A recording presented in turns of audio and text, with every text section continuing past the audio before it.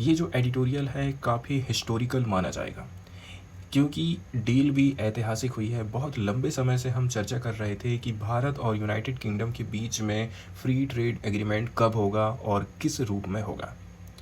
अब जब दोनों देशों के बीच में फ्री ट्रेड एग्रीमेंट के ऊपर सिग्नेचर हो चुके हैं, तो इस डील से पार्टिकुलरली भारत को होने वाले नुकसान की चर्चा करी जाती है। सबसे ज़्यादा नुकसान होने वाला है हमारे पब्लिक हेल्थ के ऊपर, क्योंकि भारत सरकार ने एकदम टैक्स फ्री कर दिया है, मुक्त कर दिया है यूनाइटेड किंगडम से आने वाले प्रोडक्ट के ऊपर। और ये जो प्रोडक्ट होते हैं वो अल्ट्रा प्रोसेस्ड फूड्स होते हैं, जो कि हमारे शरीर के लिए बिल्कुल भी हेल्दी नहीं रहते। इससे हमारी बॉडी में मोटापा बढ़ता है, नॉन कम्युनिकेबल डिसीज़ बढ़ने लग जाएंगे, और कुल मिलाकर के एक हाथ से लेना और दूसरे हाथ से देना जैसी वाली कंडीशन होने वाली है इंडिया के लिए। शुरुआत करते हैं तो इस आर्टिकल की हम दोस्तों। इंडिया और यूके ने फ्री ट्रेड एग्रीमेंट पर ऑफिशियल रूप से साइन कर दिया है। इस समझौते को union commerce and industry minister Piyush Goyal और British business and trade secretary Jonathan Reynold ने 24 जुलाई 2025 को साइन किया है। ये साइनिंग भारत के प्रधानमंत्री की यूके की यात्रा के दौरान हुई है। बात करते हैं कि ये समझौता कैसे हुआ है। 22 जुलाई 2025 को भारत सरकार के यूनियन कैबिनेट ने इस एफटीओ को मंजूरी दी थी। इसके बाद 24 जुलाई को इसे फॉर्मल रूप से साइन कर दिया गया है। बात करते हैं ऑफिशियली रूप में इस डील का क्या नाम रखा गया है। इसका नाम रखा गया है सेटा, कंप्रहेंसिव इकोनॉमिक ट्रेड एग्रीमेंट। बात करते हैं पहली बार इसका अनाउंसमेंट कब हुआ था, तो इसकी घोषणा हुई थी 6 मई 2025 को, जब दोनों देशों के बीच नेगोशिएशंस पूरी हो चुकी थी। बात करते हैं ये एग्रीमेंट इतना ज़्यादा इंपॉर्टेंट आखिर है क्यों। ये भारत और यूके के बीच पहला बहुत बड़ा मुक्त व्यापार समझौता है। इससे दोनों देशों के बीच में बिजनेस, इन्वेस्टमेंट, ट्रेड, सर्विस और जॉब क्रिएशन सब में तेजी आने वाली है। साथ ही साथ ये भारत की look west policy and UK की ग्लोबल ब्रिटेन की पॉलिसी दोनों के लिए ही विन विन वाली कंडीशन है। इसके बाद यहाँ पर सेकंड पहलू की बात करी जाती है कि एफटीए से आर्थिक फायदा तो होने वाला है, ट्रेड तो अच्छा होगा, लेकिन हेल्थ से रिलेटेड खतरा भी है। भारत और यूके के बीच में फ्री ट्रेड एग्रीमेंट को आर्थिक दृष्टि से फायदेमंद हम मान सकते हैं। दोनों देशों के बीच में ट्रेड, इन्वेस्टमेंट, साथ ही साथ वस्तुओं का आदान प्रदान आसान हो जाएगा। लेकिन इस समझौते के कारण भारत को सार्वजनिक स्वास्थ्य के क्षेत्र में अपने जेब से खर्चा करना पड़ जाएगा। बात करते हैं what is the problem. Free trade agreement के अंतर्गत UK manufactured food product, UK में बनने वाले फूड प्रोडक्ट, और इन फूड प्रोडक्ट में आ जाते हैं biscuit, chocolate, soft drink. Bharat कह रहा है कि हम इनको मंगवाएंगे, इनके ऊपर हम कोई टैक्स नहीं लगाएंगे, इनकी कीमत हो जाएगी डाउन और इंडियन प्रोडक्ट हो जाएंगे महंगे, इनको लोग ज़्यादा खरीदेंगे। और ये जो प्रोडक्ट होते हैं वो कैसे होते हैं, हमारे स्वास्थ्य के लिए बहुत ज़्यादा हानिकारक रहते हैं। बिस्कुट, चॉकलेट, सॉफ्ट ड्रिंक्स, यानी इन चीज़ों पर इम्पोर्ट ड्यूटी नहीं लगने वाली है, जिससे उनकी जो कीमतें हैं भारत में सस्ती हो जाएंगी। ज़्यादातर ऐसे जो प्रोडक्ट होते हैं हाई प्रोसेस्ड फूड की कैटेगरी में आते हैं, मतलब high fat, high sugar, high salt वाले खाद्य पदार्थ होते हैं। राइटर का कहना है कि इस प्रकार के जो प्रोडक्ट होते हैं HFSS, शॉर्टकट में अब बार बार यही वर्ड आने वाला, मतलब जिसमें ज़्यादा फैट है, ज़्यादा शुगर है एंड ज़्यादा साल्टी और चटपटी चीज़ें हैं, ये हमारे हेल्थ के लिए बहुत बड़ा खतरा है और इस चीज़ को हम नहीं समझ पाए हैं। बच्चों और युवाओं में ओबेसिटी का कारण बनता है, डायबिटीज़ होता है, हार्ट डिसीज़ होता है, साथ ही साथ हाई ब्लड प्रेशर का भी ये रीज़न बनता है। मार्केटिंग का असर और भी ज़्यादा बढ़ने वाला है। जब ये प्रोडक्ट भारत में सस्ते हो जाएंगे तो उनके साथ ही साथ होने वाला है एग्रेसिव मार्केटिंग कैंपेन, मतलब ज़्यादा से ज़्यादा प्रचार प्रसार होगा। और हमारे यहाँ तो कमाई पर ध्यान दिया जाता है, खर्चे पर, नुकसान पर ध्यान नहीं देते। टीवी एड्स भी ज़बरदस्त, सोशल मीडिया इन्फ्लुएंसर, साथ ही साथ बच्चों को टारगेट करने वाली कलरफुल पैकेजिंग और सेलिब्रिटी इंडोर्समेंट देखने को मिलेगा। इससे इन अनहेल्दी प्रोडक्ट का जो कंजप्शन है और भी ज़्यादा बढ़ जाएगा। अब रिजल्ट क्या होगा, देश में नॉन कम्युनिकेबल डिसीज़ का जो बर्डन है और भी ज़्यादा बढ़ जाएगा। भारत की पहले से ही कमज़ोर पब्लिक हेल्थ सिस्टम पर और भी ज़्यादा बोल पड़ेगा, मतलब सरकारी अस्पताल जिसमें सरकार खर्चा करती है और भी ज़्यादा उसको खर्चा करना पड़ेगा। गरीब और मध्यम वर्ग के लोग, खास करके बच्चे और युवा, इससे सबसे ज़्यादा प्रभावित होंगे। बात करते हैं कि क्या किया जा सकता है। तो जो high fat, high salt, high sugar वाले प्रोडक्ट होते हैं, इन पर वार्निंग लेबल और हेल्थ अवेयरनेस कैंपेन हमें चालू करने पड़ेंगे। साथ ही साथ इन इम्पोर्टेड प्रोडक्ट की न्यूट्रिशनल गाइडलाइन बना करके रेगुलेट किया जा सकता है। इसके अलावा स्कूल और पब्लिक स्पेस में इनकी मार्केटिंग पर कुछ हद तक रोक लगाई जानी चाहिए। अब आगे बात करी जाती है, ठीक है, मैक्सिको का एग्जाम्पल यहाँ पर हम देखते हैं। भारत यूके एफटीए से जुड़ी हेल्थ चिंताएं सिर्फ हाइपोथेटिकल नहीं है, कल्पनात्मक नहीं है। ऐसा पहले हो चुका है मैक्सिको के साथ में। बात करते हैं मैक्सिको के साथ में क्या हुआ था। 1992 में मैक्सिको ने NAFTA, north American free trade agreement के ऊपर साइन किया अमेरिका और कनाडा के साथ में। लेकिन इस एफटीए के दौरान मैक्सिको ने अपनी पब्लिक हेल्थ सेफ्टी के लिए कोई मजबूत कदम नहीं उठाए थे। तो क्या हुआ, एफटीए लागू हुआ, सस्ते sugary drinks, snacks, processed food का इंपोर्ट बहुत ज़्यादा बढ़ गया था। तो high fat, high sugar, high salt product की जो कंजप्शन है बहुत तेज़ी से बढ़ी। इसका रिजल्ट ये हुआ कि देश में ओबेसिटी, डायबिटीज़ और दूसरी डाइट रिलेटेड बीमारियां बहुत तेज़ी के साथ में फैलने लग गई थी। लेकिन मैक्सिको ने सुधार भी किया था। मैक्सिको ने इन समस्याओं को रोकने के लिए काफ़ी कड़े पब्लिक हेल्थ नियम बहुत देर में लागू करे, मतलब 2014 में। सरकार ने सोडा टैक्स लगाया, मतलब शुगरी ड्रिंक्स पर एक्स्ट्रा टैक्स लगा। वार्निंग लेबल को अनिवार्य कर दिया, जिससे लोगों को पता चल जाता था कि प्रोडक्ट में कितना शुगर या फिर फैट है। तब जाकर के इस प्रकार के प्रोडक्ट की बिक्री को काबू किया जा सका और लाइफ स्टाइल डिजीज़ में थोड़ी राहत मिली। भारत के लिए यहाँ से सीख है, अगर भारत एफटीए लागू कर रहा है तो पब्लिक हेल्थ मेजर्स यदि आप नहीं अपनाते हैं तो मैक्सिको जैसी स्थिति हो जाएगी, बल्कि उससे भी ज़्यादा खतरनाक स्थिति यहाँ पर पैदा होने वाली है। बात करी जाती है India versus UK health regulation की तुलना हम करते हैं। एफटीए के बाद यूके के unhealthy food product, high fat, high sugar, high salt, Bharat में बिना टैक्स के आसानी से आएंगे। लेकिन दिक्कत ये है कि यूके में ऐसे प्रोडक्ट की बिक्री और विज्ञापन पर, एडवर्टाइजमेंट पर स्ट्रिक्ट रेगुलेशन है, जबकि भारत में ऐसे कोई सख्त नियम अभी मौजूद नहीं है। मतलब हमारा पब्लिक हेल्थ फ्रेमवर्क कमज़ोर है। बात करते हैं यूके में क्या क्या कदम उठाए जा चुके हैं। ऐड को लेकर की बात करें, टीवी पर high fat, high sugar, high salt product के विज्ञापन पर रात 9 बजे के पहले प्रतिबंध लगा है।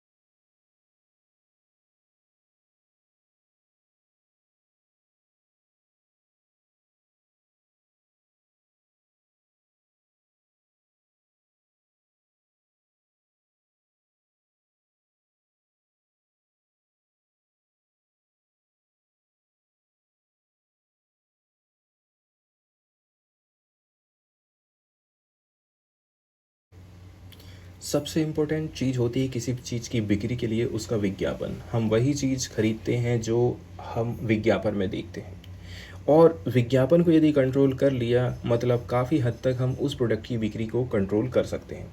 इसलिए यूनाइटेड किंगडम में हम देखते हैं कि इस प्रकार के जो अल्ट्रा प्रोसेस्ड खाद्य पदार्थ होते हैं, इनके विज्ञापन पर रात 9 बजे तक बैन लगाया गया। रात 9 के बाद जितना आपको विज्ञापन चलाना है चलाइए।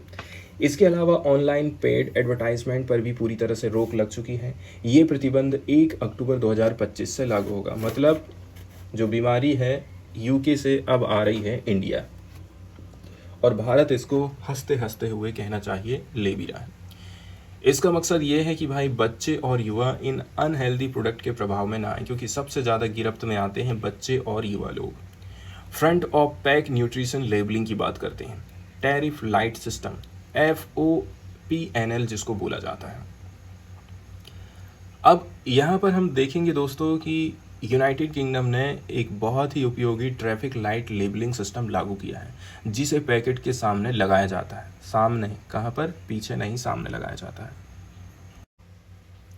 तो जब हम कोई पैकेट पकड़ते हैं, जैसे चिप्स का पैकेट पकड़ेंगे, उसमें यदि फ्रंट में ही लेबलिंग लगा हुआ है कि भाई इसमें क्या चीज़ कितनी खतरनाक मात्रा में है, इसमें हमें green, amber and red, green लगा है मतलब कम मात्रा में फैट, शुगर, साल्ट है, मतलब ये जो पैकेट हम खा रहे हैं ये हेल्दी है। एम्बर कलर है, मतलब ये लाइट पीला कलर आप बोल सकते हैं, इसमें मॉडरेट लेवल पर चीज़ें बनी हुई हैं। रेड कलर मतलब जिसमें बहुत ज़्यादा फैट, शुगर एंड साल्ट है, जो कि हमारे लिए बहुत ज़्यादा अनहेल्दी है। ये सिस्टम कंज्यूमर को जल्दी और आसानी से समझने में मदद करता है कि वो जो प्रोडक्ट खा रहा है, खरीद रहा है, वो कितना हेल्दी है या फिर नहीं है। भारत की स्थिति ऐसी है कि भारत में अभी तक हाई प्रोसेस्ड फूड के ऊपर, इसके विज्ञापन के ऊपर कोई भी प्रकार की ठोस पाबंदी नहीं है। वार्निंग लेबल या फिर कलर कोड, न्यूट्रिशन लेबलिंग बहुत कम या फिर ऑप्शनल होता है, या फिर ऐसे रहता है कि दिमाग घूम जाएगा समझने वाले का। जंक फूड को बच्चों को टारगेट करके एडवर्टाइज़ किया जाता है और उस पर कोई बड़ा रेगुलेशन हमको देखने को नहीं मिलता है। कुल मिलाकर के एफडीए के बाद जो खतरा है और भी ज़्यादा बढ़ने वाला है, और असर इसका सबसे ज़्यादा बच्चों के ऊपर एंड युवाओं के ऊपर सबसे ज़्यादा होगा। यदि हम बात करें कि भारत को इसके लिए क्या करना पड़ेगा, तो टीवी और ऑनलाइन ऐड पर प्रतिबंध लगाना, कलर कोडेड लेबलिंग को मैंडेटरी करना, स्कूल और कॉलेज के पास में इस प्रकार के जो स्टॉल है, दुकान है, उस पर रोक लगाना एक उपाय हो सकता है इंडिया के लिए। तो भारत में जो जंक फूड्स हैं, और कहना चाहिए इसमें जो रेगुलेशन बिल्कुल भी नहीं है, इसको कंट्रोल करना बहुत ज़्यादा ज़रूरी है। इसके ऐड के ऊपर कंट्रोलिंग लाना बहुत ज़्यादा ज़रूरी है। हमारे देश में कोई भी बाइंडिंग रेगुलेशन नहीं है जो बच्चों को टारगेट करने वाले जंक फूड ऐड को रोक लगाए। जो रूल्स ऑलरेडी से मौजूद हैं वे या तो लागू नहीं किए गए हैं या फिर खुलेआम फ्लाउटेड हो जाते हैं, मतलब तोड़े जाते हैं। सेल्फ रेगुलेशन मतलब इंडिया ने इंडस्ट्री के भरोसे छोड़ दिया है सब कुछ। भारत हमेशा से ही ऐसा ही करते आ रहा है कि भाई हम अपने आप को बचा लेते हैं, नाम मात्र के नियम कानून लाते हैं, और उसमें भी दिखावा के लिए कि नहीं हमने कानून लाए हैं, और बोल देते हैं कि कंपनी अपने आप खुद को रेगुलेट करेगी। भारत में अभी भी जंक फूड एड्स को कंट्रोल करने के लिए advertisement and standard council of India पर निर्भरता है। ये एक इंडस्ट्री बॉडी है, यानी ये कंपनियों के द्वारा बनाई गई संस्था है, ना कि सरकार ने इसको बनाया है। लेकिन ग्लोबल और इंडियन एक्सपीरियंस ये बताता है कि सेल्फ रेगुलेशन ऑलमोस्ट कभी भी काम नहीं करता है, खास करके फूड इंडस्ट्री में। कंपनी अपने फ़ायदे के लिए लूप होल्स अपने आप ढूंढ लेती है। अब बात करते हैं हमारे देश के कानून की, तो जो कानून है वो भी कमज़ोर है। Ministry of information and broadcasting का एडवर्टाइजिंग कोड कुछ हद तक मिसलीडिंग एड्स पर रोक लगाता है, लेकिन ग्राउंड रियलिटी वाली बात यह है कि या तो ऐसी ऐड को रेगुलेटरी बॉडी पहचान ही नहीं पाती है, या पहचान भी लेती है तो कोई सज़ा या फिर जुर्माना नहीं है। कार्टून प्लस सेलिब्रिटीज़ मतलब अनहेल्दी को नॉर्मल बनाना। बिस्कुट, नूडल, शुगरी ड्रिंक्स के विज्ञापन में हम बात करें, कोल्ड ड्रिंक्स के विज्ञापनों की बात करें, तो बच्चों को अट्रैक्ट करने के लिए कार्टून मैस्कॉट्स का यूज़ किया जाता है। वहीं बड़े लोगों को प्रभावित करने के लिए हीरो हीरोइन और हमारे जो स्पोर्ट्स पर्सन हैं उनका सहारा लिया जाता है। ये चीज़ दिखा रही है कि ये अनहेल्दी प्रोडक्ट बिल्कुल नॉर्मल और डिज़ायरेबल हैं, बिल्कुल अनिवार्य रूप से आपको इनका सेवन करना चाहिए। मतलब हमारी जो देश की सेलिब्रिटीज़ है, इनकी दोहरी भूमिका है। कई मशहूर सेलिब्रिटीज़ ने प्राइवेट कन्वर्सेशन में माना है कि वे खुद ये प्रोडक्ट यूज़ नहीं करते हैं, लेकिन लोगों को, बच्चों को बोलते हैं कि आप इनको खाइए, प्रमोशन और एडवर्टाइजमेंट कर रहे हैं। फिर भी इस तरह के झूठे और भ्रामक प्रचार पर ना तो कोई पब्लिक आउटरीच है, जन आक्रोश है, और ना ही सेलिब्रिटीज़ को कोई अकाउंटेबिलिटी झेलनी पड़ती है। ये है हमारा इंडिया। बात करते हैं आगे की हम, ठीक है। भारत में FOPNL की समस्या है। भारत में अभी तक ये तय नहीं हो पाया है कि पैक्ड फूड पर किस प्रकार का लेबलिंग सिस्टम हम लेकर के आएंगे। मतलब जिस प्रकार से यूके में चल रहा है कि जो चिप्स का पैकेट है, कोल्ड ड्रिंक्स की बॉटल है, उसमें फ्रंट में ही चीज़ें लगा दी गई हैं। FOPNL को मैंडेटरी बनाने का प्रस्ताव food safety and standard regulation 2020 के अंतर्गत लाया गया था, लेकिन अभी तक चुपचाप पड़ा हुआ है। Star rating versus warning labels. दुनिया भर के कई अध्ययनों से चीज़ क्लियर हो गई है कि सभी तरह के वार्निंग लेबल इस प्रकार के प्रोडक्ट की खपत को कम करने में हमारी मदद करती हैं, ठीक है। तो सीधी सीधी बात है कि हमें वार्निंग लेबल एकदम सीधा और स्पष्ट लिखना चाहिए। इसके बावजूद भी भारत के अधिकार स्टार रेटिंग सिस्टम को प्राथमिकता देते हैं। ये एक ऐसा सिस्टम है जिसमें 1 से 5 स्टार तक दिए जाते हैं न्यूट्रिशन के आधार पर, लेकिन ये काफ़ी मिसलीडिंग हो सकता है। इस प्रकार के प्रोडक्ट जिसमें शुगर साल्ट बहुत ज़्यादा है, वे भी 3 या फिर 4 स्टार पा सकते हैं अगर उनमें कुछ हेल्दी तत्व डाल दें, जैसे कि फाइबर या फिर प्रोटीन हो जाए। मतलब अनहेल्दी प्रोडक्ट भी मॉडरेटली हेल्दी दिखाया जा सकता है। प्रपोजल तो आए हैं, लेकिन अभी तक हम अमल में चीज़ों को नहीं ला सके। जैसे कि सितंबर 2022 में मैंडेटरी वार्निंग लेबल की बात करी गई थी, लेकिन वो अभी तक लागू नहीं हुआ है। 3 साल बीत चुके हैं और वो भी अभी ऑन द पेपर है, कागज़ों में ही है। सुप्रीम कोर्ट भी इस मामले में काफ़ी सख्ती दिखाया। जैसे 2025 में एक याचिका दायर करी गई थी, तो सुप्रीम कोर्ट ने फसाई और संबंधित अधिकारियों को दिशा निर्देश दिया था कि भाई वे टाइम बाउंड फैसला लें। कोर्ट ने ये बोला कि भाई वार्निंग लेबल में यदि आप देरी कर रहे हो इसका मतलब ये है हेल्थ को ज़्यादा से ज़्यादा नुकसान पहुंचेगा। बात करते हैं इंडस्ट्री लॉबिंग की। देरी की वजह क्या है? कई सारे इंडिपेंडेंट एक्सपर्ट ये मानते हैं इस देरी के पीछे है फूड इंडस्ट्री की लॉबिंग, मतलब इंडस्ट्री खुद ब खुद इस चीज़ को डिले करना चाहती है। इंडस्ट्री चाहती है कि इस प्रकार के लेबल बिल्कुल भी ना लगाएं क्योंकि इससे उनके प्रोडक्ट की बिक्री कम हो जाएगी। इसी के चलते चलते तो फसाई के 2022 के प्रस्तावों को कमज़ोर किया गया है और चिली जैसा ब्लैक वार्निंग लेबल सिस्टम लागू करने की जगह कंफ्यूजिंग स्टार रेटिंग हम लेकर के आए हैं। इंटरनेशनली बेस्ट प्रैक्टिसेस अपनाई जा रही है। चिली का यहाँ पर एग्जाम्पल दिया जाता है। चिली में अगर कोई food product sugar, sodium, fat या फिर कैलोरीज की तय सीमा से ज़्यादा है तो उस पर एक ब्लैक ऑक्टागोनल वार्निंग लेबल लगा है जो बताता है high in sugar, high in sodium, high in saturated fat. मतलब यहाँ से भी हम सीख ले सकते हैं, लेकिन इंडिया ने वैसा नहीं किया है। भारत और दुनिया में लाइफस्टाइल डिजीज़ का संकट छाया हुआ है जो कि कम होने का नाम नहीं ले रहा है।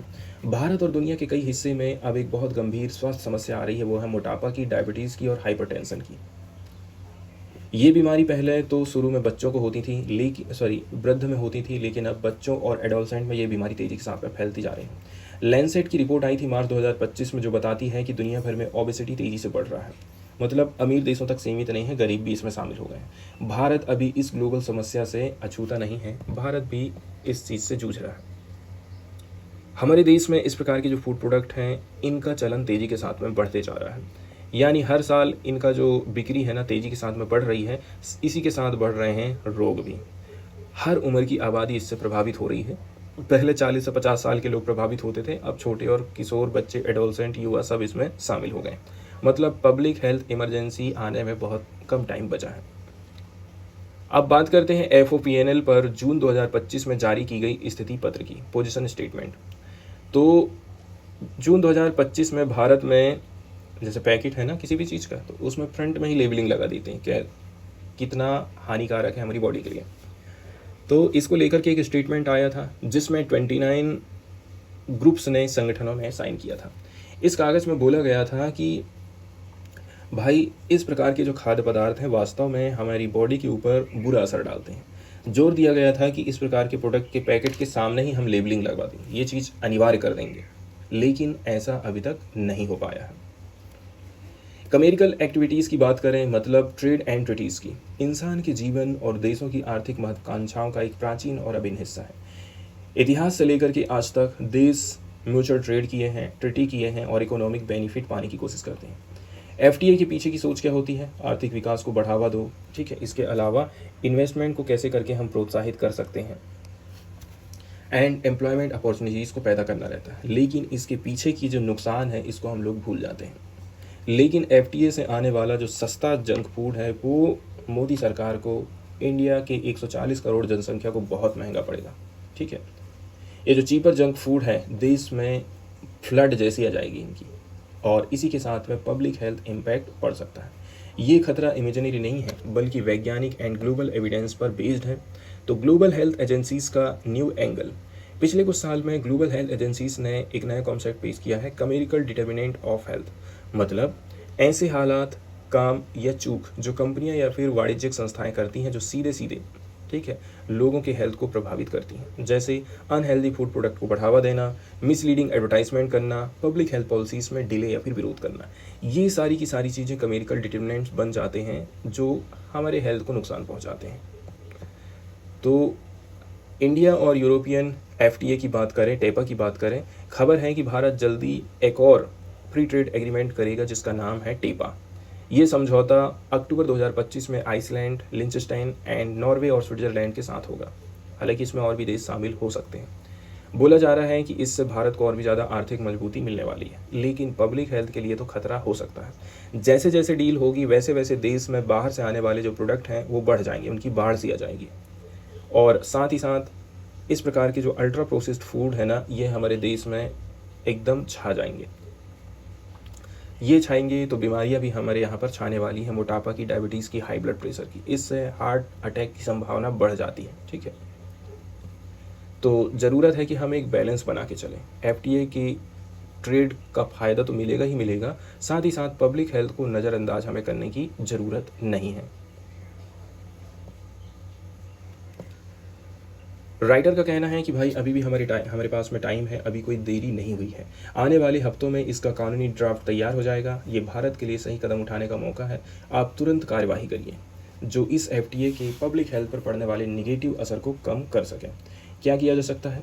विज्ञापन के ऊपर कंट्रोल करना, ठीक है, इनको हमें तुरंत रेगुलेट करना पड़ेगा। ऐसा करने की सिफारिश इकोनॉमिक सर्वे 2024-25 और नेशनल इंस्टीट्यूट ऑफ न्यूट्रिशन के द्वारा मई 2024 में जारी डाइटरी गाइडलाइन फॉर इंडियन में भी करी गई थी। इसके बाद वार्निंग लेबल बहुत ज़्यादा ज़रूरी है और ये पैकेट के फ्रंट में ही होना चाहिए। इसके बाद स्कूलों के सामने जो स्टॉल है, स्कूल की जो कैंटीन है, उसमें इस प्रकार के प्रोडक्ट की बिक्री के ऊपर हमें रोक लगाना चाहिए, ठीक है। जो कि प्रस्तावित शुगर बोर्ड और ऑयल बोर्ड स्कूलों में लगाए जाने वाले हैं, वो एक गुड एंट्री पॉइंट है। लेकिन अब ज़रूरत है इस प्रकार की बोर्ड्स लगाने की ताकि बच्चे जंक फूड के खतरों को बेहतर तरीके से समझ सकें। साथ ही साथ एफटीएस पर सावधानी भी ज़रूरी है ताकि हम कुछ प्रोटेक्टिव मेजर्स अपना सकें। पब्लिक हेल्थ को आप ट्रेड के साथ में जोड़ करके देखना पड़ेगा।